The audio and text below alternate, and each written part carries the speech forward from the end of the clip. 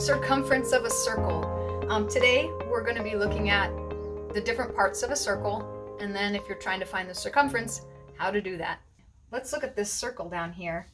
If you'll notice that it's already labeled for you, the radius is the red line. It goes from the very center of the circle to the outside of the circle. The diameter goes from one side of the circle to the other, but must go through the center. And the circumference is the distance around. So there's a few special properties. One is that the radius is half the size of the diameter,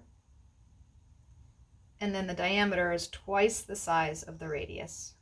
So if you know one, you should be able to find the other. And the circumference is just a fancy word for the perimeter of a circle. So again, when we're talking about perimeters of circles, we say circumference instead. The formula here for circumference is pi times diameter. It's spelled pi. For short, we usually write it like this with the pi symbol and then a lowercase d next to it. Pi can have lots of different values. It's an irrational number. It goes on forever and ever and doesn't repeat. Most commonly, we use 3.14 as our approximation of pi.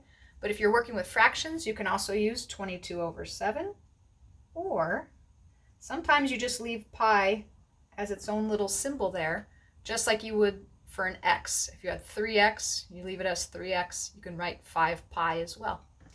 All right, so we're going to start out first example. We've got this awesome fountain. Notice it is 5 meters. Did they give us the radius or the diameter? Hopefully you know. We've got the radius, and that is 5. I'm going to suggest that every time you guys go to solve a problem, write down r equals and d equals and write down the radius and the diameter. Then write down the formula you're going to use. That way you make no mistakes with which number you need. So especially once we get to area, that will be more helpful. So in this case, if our radius is 5, our diameter is twice that, and that's a 10. And our circumference then, the formula is pi times diameter. In this case, if we use 3.14 for pi, and our diameter as we look over is 10, multiply those together, we get 31.4 meters. Again, this is length around something, so it's not squared, it's just a plain meters. If we were using just pi in terms of pi without the 3.14, our answer would be pi times 10. And what's cool about this is you can just, the answer is 10 pi. We write it just like we would, again, with variables. We normally put the number first and the variable second. Well, in this case, we do the number first and the pi symbol usually goes second.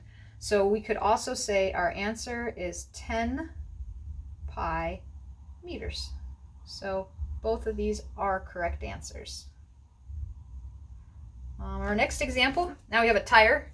It is 18 inches. Notice they gave us the diameter. So for the diameter, we have 18 inches, which means that my radius in this case would be half that, or 9. Again, we're going to do the same thing. We're going to start with our formula, pi times diameter. And again, we'll use 3.14 to start. 3.14 times the diameter. In this case, that's our 18. And through the magic of the camera, if I had to multiply 3.14 times 18, we would end up with 56.52. And in this case, inches. The other way is we could write it as pi, once again, and in this case, that would be pi times the 18. And again, we should write the number first. So it's going to be 18 pi inches. All right, now sometimes things get a little tricky here. This one, we're going to find the perimeter of the semicircle. And so we're going to start out with something that will seem obvious, and then there's one little trick at the end that you'll need. So again, I'm going to start with r equals, and in this case, it looks like they gave us the diameter 12, so for the Diameter, I'm going to put 12, which means my radius is 6. I want to find the perimeter of this. Now, the perimeter of a full circle is pi times diameter, but we're not looking for a full circle. We're only looking for half of a circle. So my circumference is going to be pi times diameter divided by 2. I'm going to take that answer, cut it in half. When we do that, we end up with 3.14 times the 12 divided by 2. And to make things a little bit quicker, I am going to start by cross-canceling. I notice that 12 and 2 can both be divided by 2, or 12 divided by 2 is 6. And so that just leaves me with 3.14 times 6. In this case, that's going to be 18.84.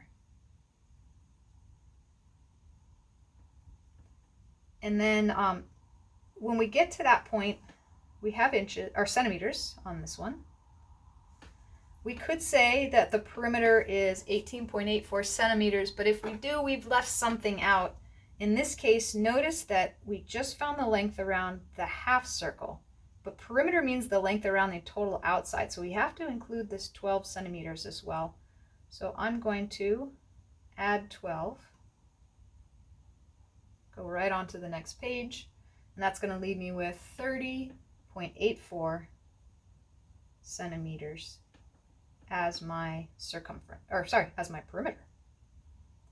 We could also do this in terms of pi. If we did that, it would have been 12 times pi divided by 2. Our same little trick, 12 divided by 2 is 6. So we would have had 6 pi as the circumference for the half circle.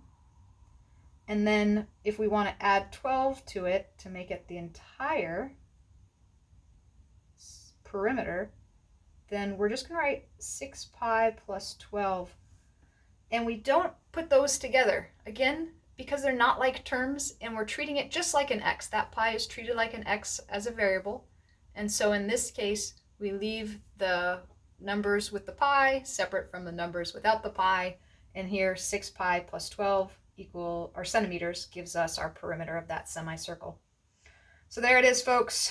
Another lesson down, finding the circumference of a circle. Bye.